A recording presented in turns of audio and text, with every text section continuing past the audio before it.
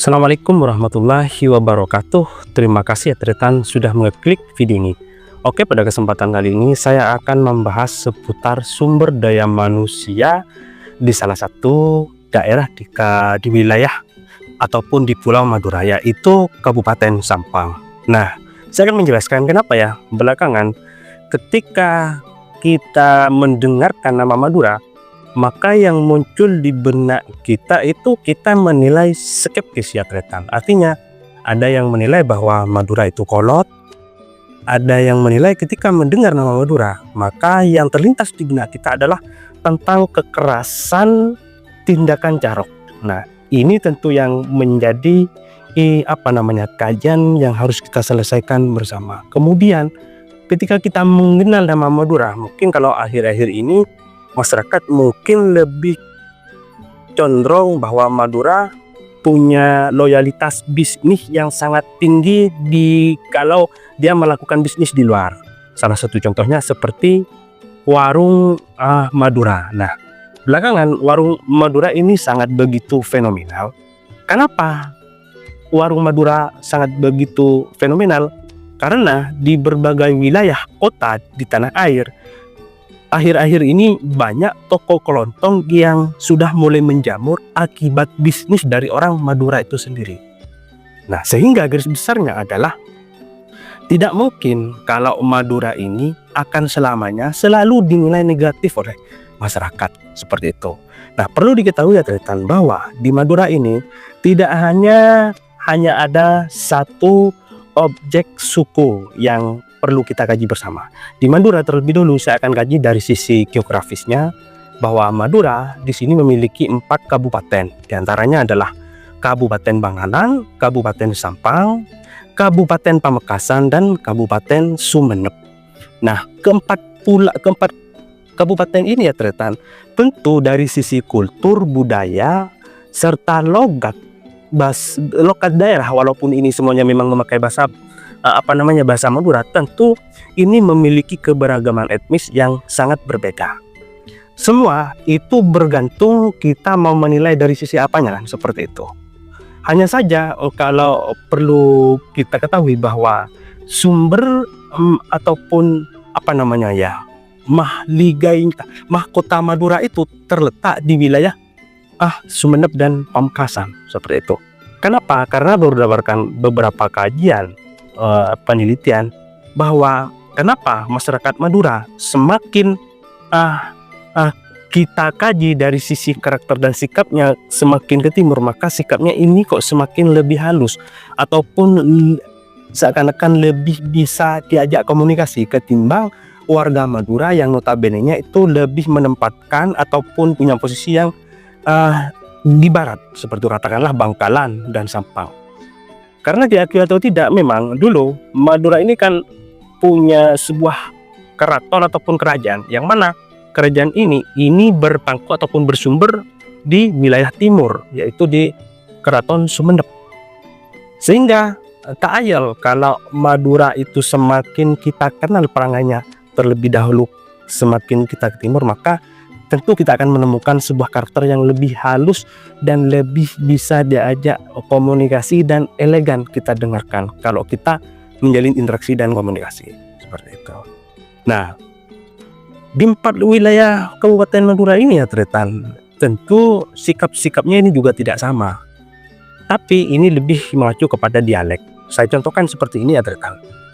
Kalau di Bangkalan, katakanlah kalau bahasa Indonesianya itu kamu ini. Kalau bahasa Maduranya untuk Madura Bangkalan, maka kamu itu bisa disebut kakeh, beeng, cak beeng. Ini Bangkalan. Kemudian Sampang, ini ada yang mengatakan hede kakeh. Sedangkan Pamekasan, dan kalau Pamekasan ini relatif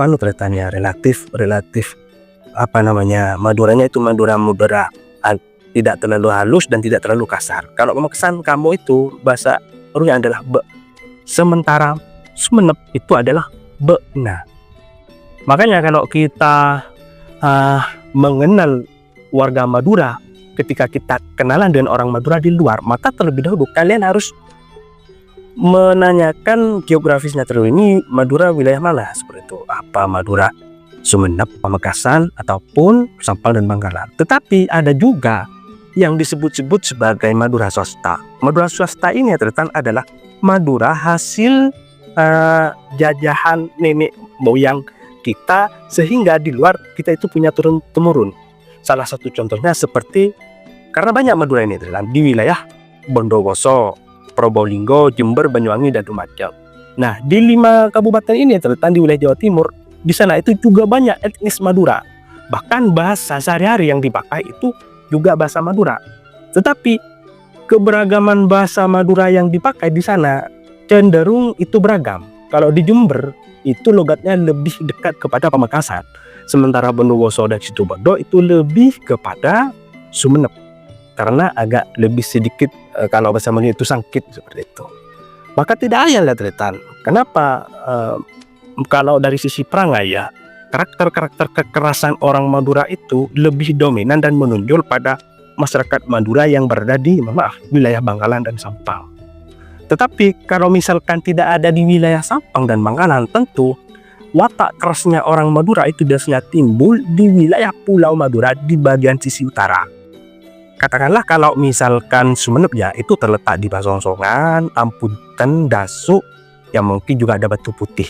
Kalau di Pamekasan misalkan ya ada Pasian, Waru, Batu Marmar. Sedangkan kalau di Sampang itu ada juga Sokobana, Tambero, Ketapang, dan Banyuates. Sedangkan kalau di Bangkalan itu ada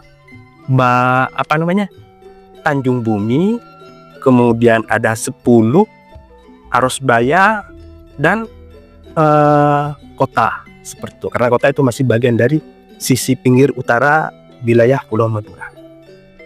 Tapi tidak tahu kenapa ya, orang-orang Madura yang cenderung itu berperilaku keras ya, katakanlah cepok jangan ruana bebek sedikit angko, itu terletak dominan pada warga Madura daripada sisi wilayah barat, atau kalau tidak memang itu ada pada warga Madura yang geografis rumahnya itu terletak di wilayah utara seperti itu. Nah, berikutnya adalah kalau menganggap bahwa semua Madura itu kolot dan konservatif, saya rasa itu tidak. Saya rasa sekarang itu sudah banyak dibantah dengan munculnya beberapa tokoh sejarah ataupun tokoh nasional yang sudah banyak beredar di media publik.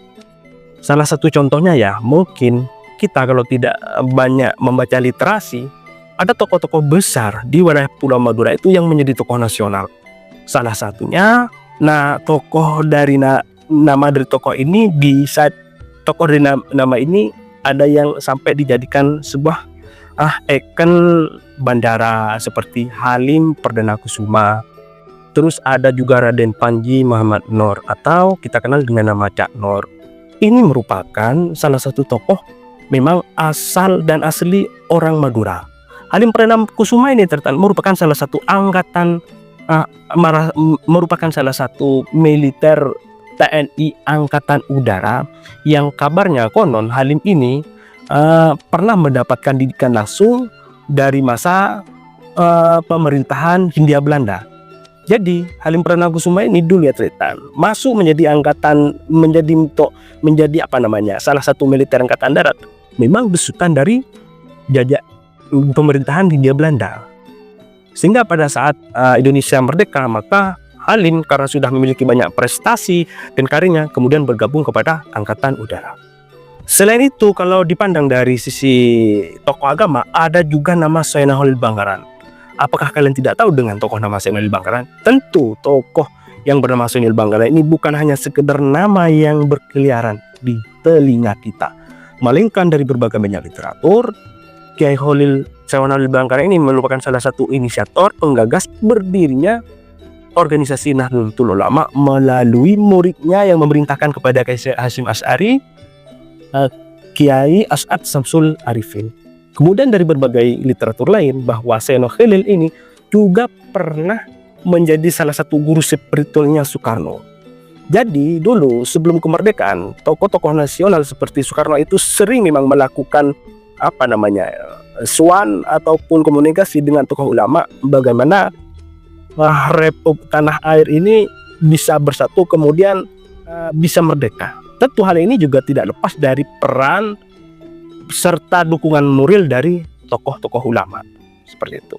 Kemudian adalah kalau Cak Nur ini ya tentu hidupnya itu agak lebih ke belakang ya, karena dia menjadi gubernur di era masa pemerintahan Soeharto di tahun 1967 sampai 1706.